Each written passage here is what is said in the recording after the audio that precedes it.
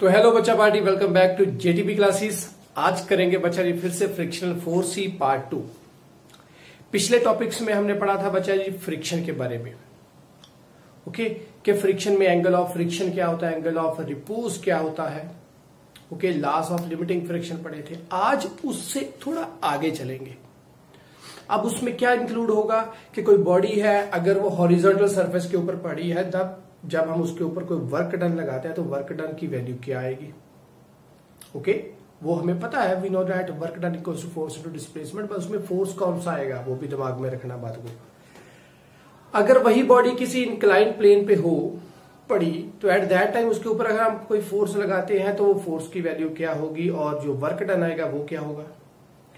Body नीचे को जा रही है, बॉडी ऊपर को जा रही है, दोनों केसेस में देखेंगे कि वर्क डन कितना लगेगा। तो ये सभी थिंग्स सब आज पढ़ेंगे और लास्ट पे करेंगे एडवांटेजेस और डिसएडवांटेजेस क्या है फ्रिक्शन के, कैसे हम फ्रिक्शन को इंक्रीज और डिक्रीज कर सकते हैं। सभी थिंग्स पढ़ेंगे आज के इस टॉपिक में और फ्रिक्शनल फोर्स हम आज खत्म करेंगे। तो कॉपी और पेन रखिए हाथ में, प्रॉपर नोट्स बनाना बच्चा जी। सबसे पहले पढ़ेंगे हम work done on moving a body placed on a horizontal plane। देखिए कैसे, एक हॉरिजॉन्टल प्लेन है, उसके ऊपर कोई बॉडी पड़ी है, ये बॉडी है ए। मैं इस साइड को फोर्स लगाऊंगा तो ये मेरा फोर्स हो गया, इस साइड को जो लगेगा वो क्या होगा, फोर्स ऑफ फ्रिक्शन। इस साइड को आर होगा, नीचे को mg होगा। हॉरिजॉन्टल प्लेन है तो हॉरिजॉन्टल प्लेन रख लिया हमने मिलाकर। ओके, इस बॉडी के ऊपर मैंने फोर्स लगाया और ये बॉडी बच्चा जी यहां से प्लेस होकर यहां पर पहुंच गई ये बॉडी। तो इसका मतलब ये बॉडी इतनी डिस्प्लेसमेंट इसने कवर अप की। ओके, तो वर्क डन क्या होगा, फोर्स इनटू डिस्प्लेसमेंट। अब ये जो फोर्स है जो मिनिममली किसके बराबर होगा, इसके होगा ना। हाँ, इससे ज्यादा भी फोर्स, ये फोर्स इससे ज्यादा भी होगा, तभी ये बॉडी डिस्प्लेस होकर यहां पर पहुंची है। तो हम भी तो क्या कर रहे हैं, कितना काम किया गया किसी बॉडी को डिस्प्लेस करने में। तो इसका मतलब मिनिमम वर्क डन कितना होना चाहिए, ये फोर्स जो है ये बच्चा जी ग्रेटर देन होगा इससे, लिमिटिंग फ्रिक्शन से। ओके, क्योंकि अगर ये लेस देन हो तो बॉडी तो चलेगी नहीं। तो ये या तो इसके बच्चा जी बराबर होगा या इससे ग्रेटर देन होगा। तो इसका मतलब मिनिमम कितना होगा, इतना होगा। तो यहां पर हम क्या लिखेंगे, ये एफ एल और साथ में आ गया एस डन। तो एफ एल क्या होगा, we know that mu equals to F L upon R. तो यहां से एफ एल क्या आएगा, म्यू इंटू आर साथ में एस। तो म्यू के साथ आर क्या होता है, एम जी, साथ में आ गया एस। तो ये क्या बन गया बच्चा जी हमारे पास, वर्क डन। सिंपल सी छोटी सी डेरिवेशन है, जल्दी से डन होगी, पता भी नहीं चला।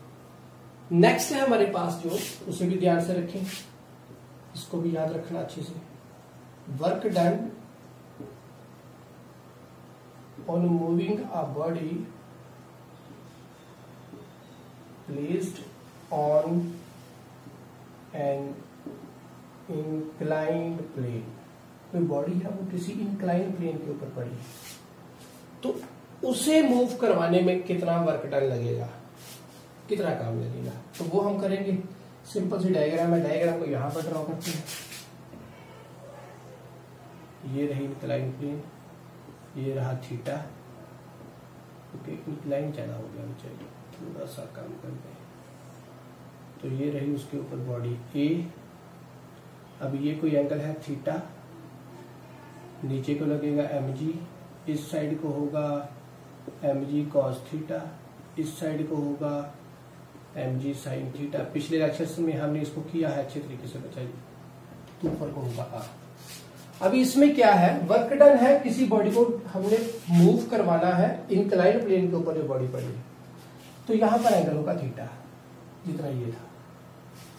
ओके, तो अगर मैंने इसको मूव करवाना है डाउन द प्लेन मींस नीचे को। ओके, तो मुझे वर्क डन किस तरफ को करना पड़ेगा, बिकॉज वी नो दैट ये अगर एंगल बच्चा जी एंगल ऑफ रिपोज बन जाए तो बॉडी खुद ब खुद नीचे को जाएगी, बट हम इस केस में वर्क डन खुद कर रहे हैं बच्चा जी। सो देयरफॉर ये जो हमारा थीटा होगा ये लेस देन होना चाहिए एंगल ऑफ रिपोज से, कि काम हम करें ना कि भाई साहब आप करो। ओके, सो थीटा क्या होगा, रिपोज से नीचे। तो फर्स्ट केस है कि डाउन दी प्लेन मैंने लेकर जाना, इस साइड को लेकर जाना है, तो इसका मतलब मुझे फोर्स किस साइड को लगाना पड़ेगा बच्चा जी, इस साइड को अपना फोर्स, तो फ्रिक्शन होगा इस साइड को। क्लियर। अभी ये फोर्स, अभी हमें पता है बच्चा जी कि ये जब तक ये एंगल ऑफ रिपोज नहीं आता तब तक ये वाला और ये वाला दोनों एक जितने ही रहते हैं, तभी तो मूव नहीं करते, क्योंकि eight that time body move नहीं कर रही। तो mg साइन थीटा जो कि इसको नीचे को लेकर जाना चाहता है वो इसके बराबर रहेगा हमेशा, मीन्स ये हमेशा इसके बराबर रहती है एट दैट टाइम तक। तो बॉडी मूव नहीं करी तो इसका मतलब उतनी देर तक कौन सा फ्रिक्शन लग रहा है, स्टैटिक फ्रिक्शन। तो ये जो एफ एस है ये हमेशा सेल्फ एडजस्टिंग है, ये इसके बराबर रहेगा। जब ये लिमिटिंग वैल्यू तक पहुंच गया एट दैट टाइम ये चलने की कोशिश करेगा, बट हम क्या कर रहे हैं, लिमिटिंग फ्रिक्शन की वैल्यू आने से पहले हम खुद फोर्स इसके ऊपर लगा रहे हैं। ओके, तो वो लिमिटिंग कब आनी थी, जब रिपोज एंगल हो। तो हम तो क्या लेकर चल रहे हैं कि थीटा जो है रिपोज से लेस होना चाहिए, तो इसका मतलब हम इसके ऊपर फोर्स लगाएंगे, बॉडी इस साइड को जाए। ओके, तो बॉडी इस साइड को जाए तो इसका मतलब क्या, बॉडी इस साइड को कब जाएगी, जब ये इससे क्या हो जाएगा, ज्यादा हो जाएगा, तभी बॉडी ये इस साइड को गई ना। ये बॉडी इस साइड को बेटा गई का मतलब क्या है, कितने फोर्स के साथ इस साइड को जाएगी, जब ये इससे क्या हो, ज्यादा होगा, तभी जाएगी इस साइड को बॉडी। तो यहां से हम क्या समझ रहे हैं बच्चा जी, कि ये बॉडी के ऊपर मैंने फोर्स लगाया, बॉडी इस साइड को जा रही है, तो कब जाएगी, जब mg sine theta minus F होगा तभी जाएगी। मैंने इसके ऊपर फोर्स लगाया, ये भी फोर्स इस साइड को, ये वाला और ये दोनों आपस में क्या सेल्फ एडजस्टिंग केस शो कर रहे हैं, बट मेरे इस फोर्स के लगाने के साथ बॉडी इस साइड को गई है। इस साइड को गई का मतलब किसी फोर्स के साथ गई है, किसी फोर्स के साथ गई का मतलब किसी एक्सेलरेशन के साथ गई है, क्योंकि फोर्स आएगा तो एक्सेलरेशन तो संभव सी बात आएगी आएगी। तो इसका मतलब ये बड़ा हो गया इससे, तभी ये फोर्स आया। ये फोर्स पॉजिटिव होने का मतलब क्या है, ये इससे गया तो उतने फोर्स के साथ ये बॉडी इस साइड को। ओके, तो यहां पर क्या होगा, mg sine theta minus F क्या है, एफ ये लिमिटिंग फ्रिक्शन हो सकती है, सिंपल एफ होगा। तो लिमिटिंग फ्रिक्शन हो या सिंपल एफ हो तो एट दैट टाइम क्या होगा, ये क्या होगा, mu equals to F upon R. अब चलती बॉडी वाला केस है तो इसको हम म्यू के भी लिख सकते हो, ये एट टाइम भी के होगा, बट हम इसको स्पेसिफाई ना ही करें तो अच्छी बात है, क्योंकि क्वेश्चन में जो भी दिया होगा उसी के अकॉर्डिंग हम इसको लेकर चलेंगे। ओके, तो यहां पर क्या आएगा, एफ की जगह क्या आएगा, म्यू इंटू आर। इसको ओपन कर दें तो mg यहां से बाहर, r की वैल्यू भी क्या होगी, r।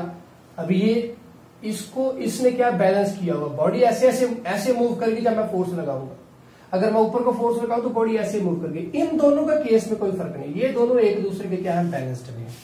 तो इसका मतलब यहां पर आ गया mg sine theta minus mu, यहां पर आएगा mg कॉस थीटा।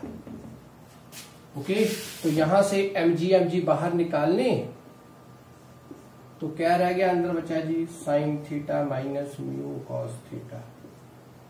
ये वैल्यू किसकी आ गई, एफ की आ गई। तो वर्क डन हमें चाहिए तो वो क्या होगा, फोर्स इनटू डिस्प्लेसमेंट, कि कितना डिस्प्लेस करवाया यहां से लेकर आगे तक जाते जाते हम, अगर नीचे तक लेकर गए तो इतना डिस्प्लेस हो गया। तो फोर्स क्या रह गया हमारे पास, फोर्स की वैल्यू आ गई mg sine theta minus mu cos theta, और साथ में आ गया डिस्प्लेसमेंट एस, साथ में आ गई डिस्प्लेसमेंट एस।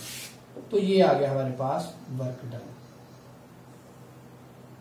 ओके, तो कितनी एक्सेलरेशन के साथ बॉडी नीचे गई वो भी अगर आपने फाइंड करना तो वो कैसे फाइंड करोगे, ये फोर्स था इसके बराबर आया था, तो इसका मतलब ये फोर्स बॉडी नीचे को आ रही है, किसी एक्सेलरेशन के साथ आएगी तो फोर्स क्या होगा, एक्सेलरेशन प्रोड्यूस करेगा, मास इनटू एक्सेलरेशन।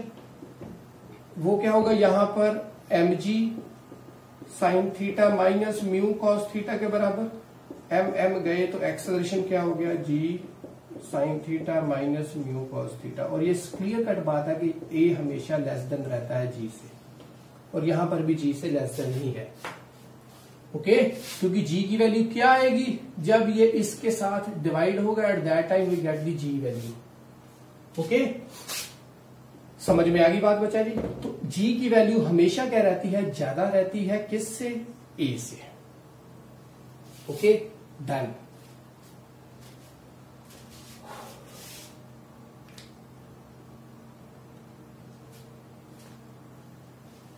तो ये हो गया हमारे पास, एक्सेलरेशन की वैल्यू भी आ गई, फोर्स की वैल्यू, वर्क डन भी हो गया। अब ये तो था डाउन दी प्लेन। अगर पहले इसको बच्चा जी लेकर जाना हो अप दी प्लेन, ऊपर को लेकर जाना हो, तो एट दैट टाइम क्या होगा, कंडीशन याद रखना बच्चा जी क्या है, कंडीशन ये है हमेशा ही। अब ये ऊपर को लेकर जाना हो तो एट दैट टाइम क्या होगा कि ये जो फोर्स है इस साइड को नहीं, अब पिछली वाला का बच्चा स्क्रीनशॉट रखना, पहले आप इसका स्क्रीनशॉट ले लें एक बार, डन।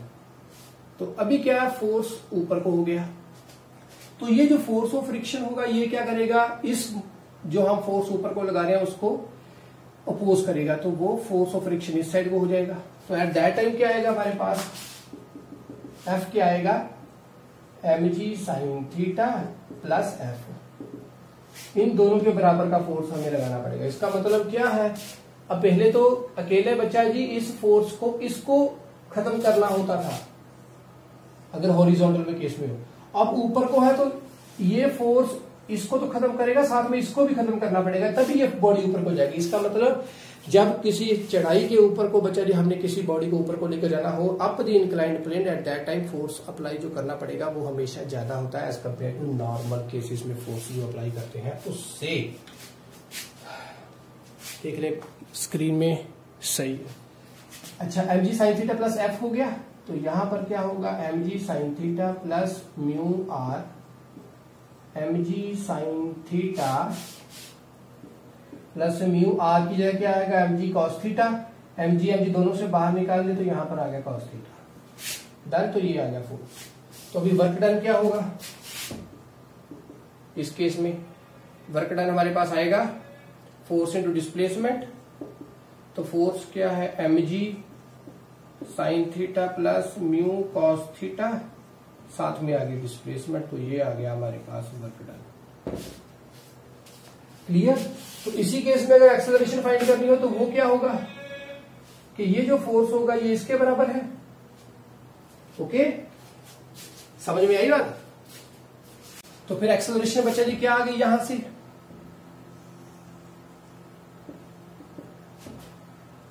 फोर्स था हमारे पास ये रहा, एक्सेलरेशन फोर्स की जगह हम लिख देंगे मास इनटू एक्सेलरेशन। इस साइड क्या होगा, mg sine theta plus mu cos theta.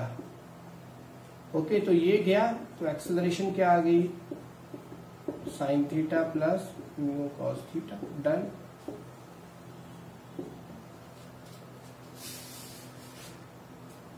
तो एक्सेलरेशन क्या है, वर्क डन क्या है, दोनों ही केसेस में अप और डाउन द इंक्लाइंड प्लेन और नॉर्मल सरफेस जो हमारे पास हॉरिजॉन्टल सरफेस है उसके ऊपर जो वर्क डन क्या है वो, ये सभी आपको ध्यान में रखना है। कैसे सॉल्व करना है अपनी प्रॉपर्टी करनी है। इसके बाद हम बच्चे करेंगे एडवांटेजेस डिसएडवांटेजेस फ्रिक्शन के और कैसे उसको इंक्रीज और डिक्रीज करते हैं फ्रिक्शन को, और उसके बाद फ्रिक्शन टॉपिक खत्म है। स्क्रीनशॉट दीजिए आप इसका प्लीज। तो नेक्स्ट है बच्चा जी हमारे पास advantages of friction, disadvantages of friction, how friction reduces and how friction increases. कोई एक्सप्लेनेशन करनी हो तो हम यहां पर करेंगे। तो सबसे पहले advantages, walking not possible, friction के बगैर हम चल फिर नहीं सकते। कैसे पढ़ा था हमने, फ्रिक्शन होगी तभी हम बच्चा जी आगे मूव कर सकते हैं, अदरवाइज तो वहीं पर स्लिप करते जाएंगे। पढ़ा था कैसे, कौन सा हमारा जो आर का कौन सा कॉस थीटा वर्कआउट करता है कि चलने में मदद करता है, और आर साइन थीटा हमारे बैलेंस बनाने में मदद करता है। तो इस टॉपिक में इसको अच्छी तरीके से पढ़ा था। तो वॉकिंग पॉसिबल नहीं है फ्रिक्शन के बगैर। सेकंड है sticking of body is not possible. अगर इस बोर्ड के ऊपर बच्चा जी फ्रिक्शन ना होती तो जो मैं इस मार्कर के साथ लिख रहा हूं तो वो लिखा नहीं जाता। ओके, तो इसका मतलब दो बॉडीज आपस में स्टिक करते हैं तो वो भी किसके साथ, फ्रिक्शन के साथ। आपके स्कूल में क्लासेस के बाहर अगर कोई बोर्ड लगे होंगे जिसके ऊपर बच्चा जी आप लिखते हो कितने प्रेजेंट है कितने एब्सेंट है, क्लास का शेड्यूल वगैरह लिखते हो, तो उस पे अगर बच्चा जी चौक की थोड़ी सी डस्ट पड़ी हो तो अब अगर आप उसको हल्का सा साफ करोगे तो उसके ऊपर लिखने की कोशिश करोगे तो अच्छा लिखा जाएगा।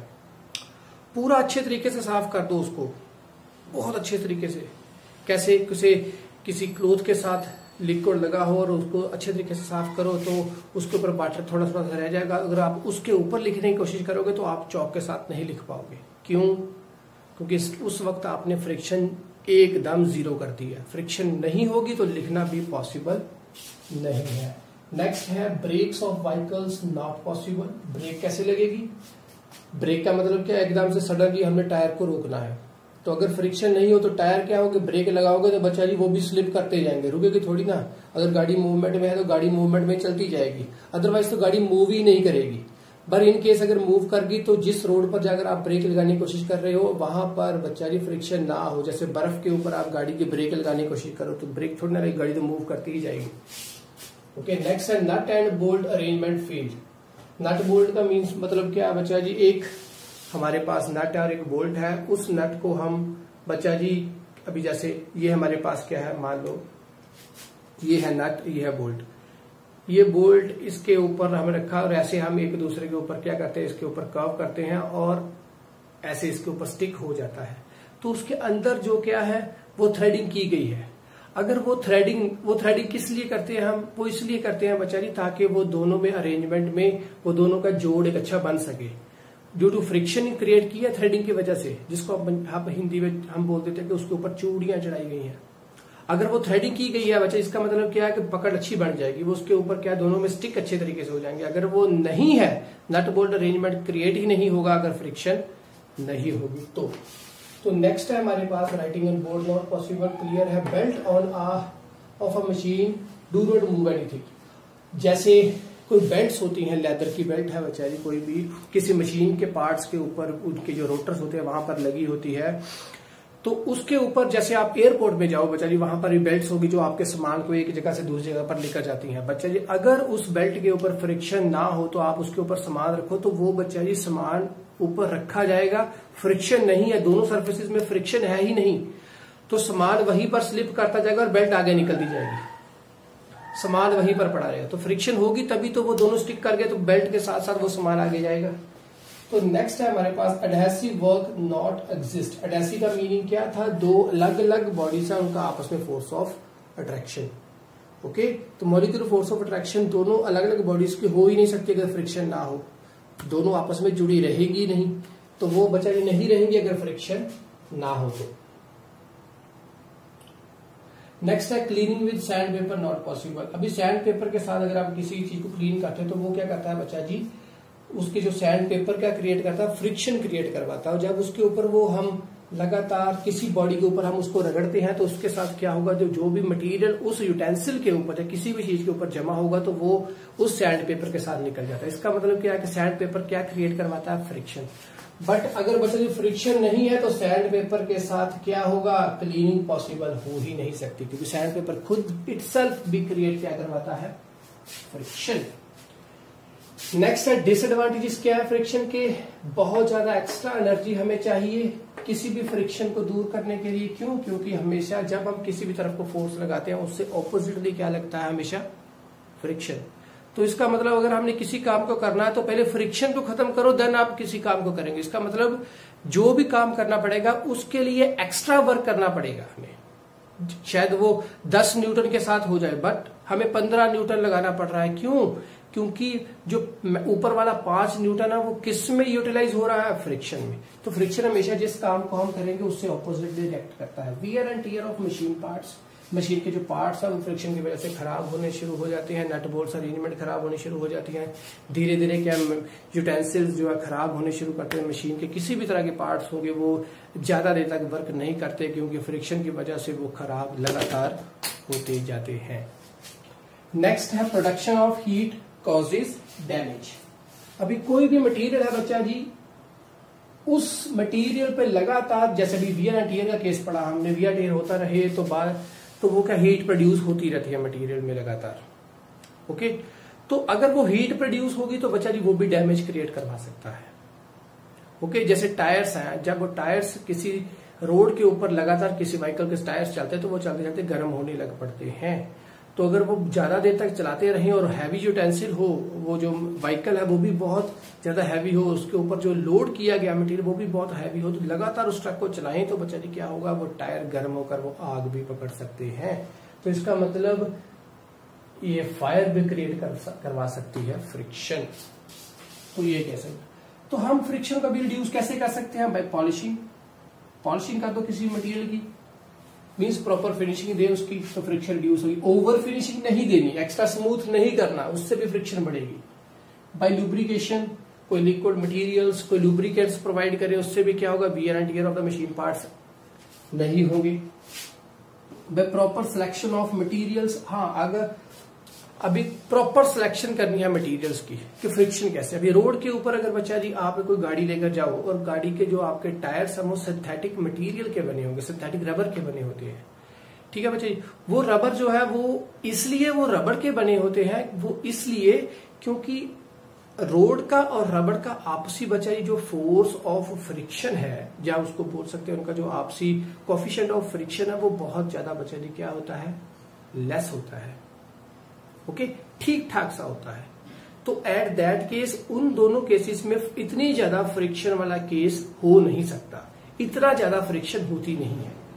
तो इसका मतलब हमें हमेशा वैसे मटेरियल यूज करने चाहिए जिसकी वजह से फ्रिक्शन को रिड्यूस किया जा सके। ओके, ऐसे नहीं है कि गाड़ी को आप स्टील के टायर पहना दो, तो अगर आप वो पहनाओगे, अगर आप देखते होंगे कि रोड रोलर अभी घूमते हैं बच्चा जी सड़कों को बनाने के लिए, तो वो हमेशा ज्यादा पकड़ पाते, स्पीड ज्यादा नहीं पकड़ते। वो क्यों? क्योंकि उससे क्या होगा, वो ज्यादा स्पीड पकड़ पाएंगे नहीं। क्यों? क्योंकि रोड की और जिस मटेरियल के वो टायर्स बने होते हैं वो आयरन के बने हैं, तो वो बच्चा दोनों में आपस में फ्रिक्शन इतनी ज्यादा है कि जो रोड रोलर है वो स्पीड नहीं पकड़ पाएगा। तो इस तरीके से, इस हिसाब से प्रॉपर मटेरियल का भी हमें जांच पड़ताल करनी बहुत जरूरी है कि रोड की किस मटेरियल के साथ देखा जाए कि फ्रिक्शन की लेवल लेस हो सके। तो सच केसेस में हम सिंथेटिक रबर यूज करते हैं जिसका लेवल फ्रिक्शन का बहुत ना तो कम है ना तो ज्यादा है, क्योंकि फ्रिक्शन कहीं कहीं पर हमें चाहिए भी, क्योंकि ब्रेक्स लगाने तो टायर से चाहिए। एट दैट टाइम हम स्टील के टायर थोड़ी ना लगा लेंगे, आयरन के टायर थोड़ी ना लगा लेंगे, वही टायर लगेंगे। तो इसका मतलब हमें इस बात का ध्यान रखना पड़ेगा कि वैसे मटेरियल यूज किए जाए जिसकी ना तो फ्रिक्शन की वैल्यू ज्यादा हो, जो ना कि फ्रिक्शन ज्यादा बनाए और ना ही फ्रिक्शन कम रखवाए। बाय स्ट्रीमलाइनिंग, अभी स्ट्रीमलाइनिंग क्या होता है, जैसे बता दी एक शेप है, जैसे अभी एरोप्लेन्स होंगे, जेट प्लेन्स होंगे, वो सभी की सभी एक शेप होती है बच्चे। वो शेप कैसी होती है, जब वो आगे से वो ऐसे होती है थोड़ी सी। अभी इस शेप को हम बोलते हैं स्ट्रीमलाइनिंग। वो किस लिए?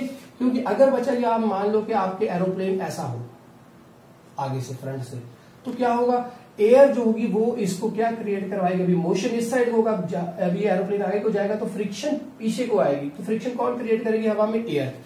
तो अब एयर इसके ऊपर लगातार इन मटेरियल ऊपर लगेगी तो इसको क्या क्रिएट करवाएगी, आगे नहीं जाने देगी। तो इसका मतलब हमें ऐसी शेप नहीं, ऐसी शेप चाहिए जिसके ऊपर अगर फ्रिक्शन लगेगी तो जैसे अभी एयर आगे लगेगी तो ऐसे एयर आगे पीछे चली जाएगी। तो इसका मतलब स्ट्रीमलाइनिंग की शेप का भी होना बहुत जरूरी है, जो कि फ्रिक्शन को कम करवाती है। नेक्स्ट है यूजिंग बॉल बेयरिंग अरेंजमेंट। अभी बॉल बेयरिंग अरेंजमेंट क्या है बच्चा, ये वो अरेंजमेंट है जो कि स्लाइडिंग फ्रिक्शन को क्या करवाता है, कन्वर्ट करता है किसमें, रोलिंग में। अब रोलिंग में फ्रिक्शन आ गई तो रोलिंग की फ्रिक्शन हमें वैसे ही पता है कि स्लाइडिंग फ्रिक्शन से बहुत कम होती है। तो इसका मतलब रोलिंग फ्रिक्शन अगर आ गई तो ऑटोमेटिकली क्या हुआ, फ्रिक्शन की वैल्यू लेस होगी। वो रोलिंग फ्रिक्शन कैसे आती है वो देखने के बाद, ये हमारे पास एक टायर है, ये हमारे पास एक कोएक्सियल सिलेंडर है। अभी सिलेंडर शेप है, थोड़ी सी इसकी ऐसे हाइट भी होगी। ओके, तो इसके अंदर बच्चा भी क्या होगा, एक और सिलेंडर है, और दोनों का एक्सल का जो एक्सिस है बच्चा वो क्या है, कॉमन है, कोएक्सियल है। इसका मतलब यहां से कुछ ऐसे है, जैसे मेरा अभी हाथ है ये ऐसे है लगातार, ये बाहर वाला भी थोड़ा ऐसे है, तो एक्सिस दोनों का क्या है, सेम है।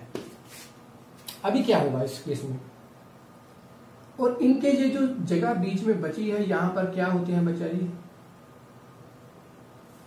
स्टील बॉल्स है। क्या है, स्टील बॉल्स।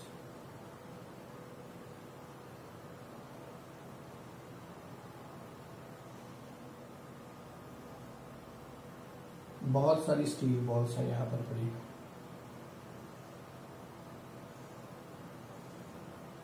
ओके, तो ये स्टील बॉल्स अभी करेंगी क्या, ये जो अंदर वाला सिलेंडर है ये गाड़ी के एक्सल के साथ कनेक्टेड है। ओके, गाड़ी के एक्सल के साथ कनेक्टेड है, और ये जो बाहर वाला ये सिलेंडर है ये उसके व्हील के साथ कनेक्टेड है गाड़ी के। ओके, होगा क्या, अब अगर ये स्टील बॉल्स ना हो तो बेचारी क्या होगा, ये वाला एक्सल जो हमारे पास ये सिलेंडर था ये सीधा इसके साथ बाहर वाले के साथ ऐसे कनेक्टेड होना था, एक बाहर एक अंदर, ये दोनों ऐसे। अभी दोनों ऐसे कनेक्टेड होते तो बेचारी एक ये जो अंदर वाला सिलेंडर है इसको हम अब अगर गाड़ी का एक्सल घुमाता तो इसके घूमने के साथ ये बाहर वाले मटेरियल के साथ अटैच होती, तो बाहर वाली सारी सरफेस पूरे सरफेस के ऊपर क्या लगती, स्लाइडिंग फ्रिक्शन, एक दूसरे के ऊपर स्लाइड करने थे। ओके, तो इसका मतलब फ्रिक्शन ज्यादा होनी थी। ओके, तो गाड़ी को आगे चलने में प्रॉब्लम आनी थी। तो उन्होंने क्या किया, उन्होंने इस वाले ये जो अंदर वाला सिलेंडर है इसको किसके साथ अटैच किया, एक्सल के साथ। जब एक्सल ने इस सिलेंडर को ऐसे घुमाया, मान लो किस साइड को घुमाया, मान लो इस साइड को घुमाया। ओके, इस साइड को मान लो आपकी मर्जी, चलो मान लिया हमने एक्सिस को घुमाया, किस साइड को घुमाया, उसने क्लॉकवाइज डायरेक्शन घुमा दिया। ओके, अब अगर उस एक्सल ने इसको क्लॉकवाइज साइड को घुमाया तो ये क्या होगा, ये इसको इस साइड को घुमाया तो ये इसको किस तरफ को घुमाएगा, साथ में इस बॉल को भी इस तरह को घुमाना शुरू कर देगा, घुमाना शुरू कर दिया इस बॉल्स को भी। तो ये ऐसे गया तो ये बॉल्स भी साथ में ऐसे ऐसे घूमेंगी उसी तरीके से, बट ट्रैक्शन देखिए इस तरीके कैसे, इसने यहां पर अटैचमेंट ये घुमा तो इसने इसको इधर को घुमाया तो ये ऐसे घूम गई, इधर को घुमाया तो ये ऐसे घूम गई, इस तरफ को घुमाया तो ऐसे घूम गई, इस तरफ को घुमाया ऐसे, ऐसे घुमाया तो ऐसे, तो ऐसे तो ऐसे, यहां से भी तो ऐसे, तो क्लियर कट हो गई। तो यहां पर मोशन कौन सा था, क्लॉकवाइज, तो यहां पर क्या हो गया, एंटी क्लॉकवाइज।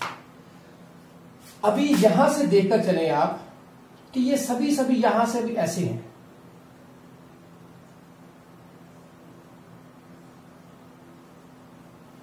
ओके, तो इसका मतलब यहां से ये जो बाहर वाला एक्सल है इसको कैसे घुमाया जा रहा है, हो गया।